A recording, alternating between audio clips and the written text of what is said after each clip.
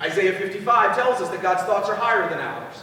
Psalm 92 verse 5 says that God's works are great and his thoughts are deep. When Jesus rebuked Peter in Matthew 16:23, when he famously said to him, "Get behind me, Satan," what he literally said after that was this: "Your thoughts are not of the things of God, but the things of men."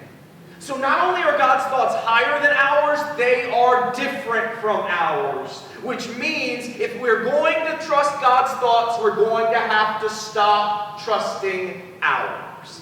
So that means we have to stop taking all the advice that the world has given us for all of our lives. We have to stop following our hearts, stop trusting our guts, stop holding tight to what we want, stop pushing for what we expect, and we have to stop resisting what hurts. That might be the worst part of the whole thing. Right? Right in bed. Like, that's the worst part of it all, because most of us have been trained that when it starts to hurt, you move away from it. And what the scriptures are trying to teach us is when it starts to hurt, move into it. Because there's something about being shaped, there's something about being molded, there's something about being pressed. It doesn't just change us, but it gives us a clearer vision of who God actually is. Right? That's what Jesus said. When Jesus said to go the narrow way, the Greek word literally means the way that presses you like a grape.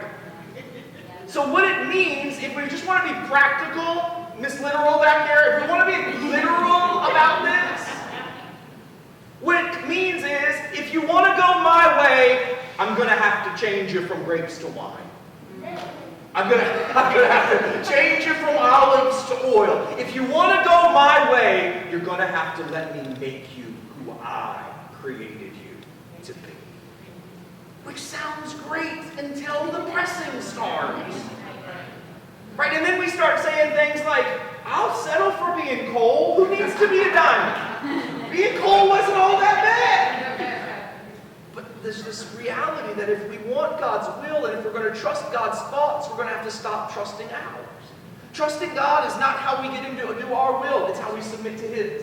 Trusting God is not how we go, I trust you, God, and then look to see if he did what we wanted. Right? And yet that's kind of the way this works for most of us. I believe you, God. Did you do it yet? And the reality is often it's, I trust you. And he says, okay, good. Because I never planned on doing that thing you keep telling people I was going to do.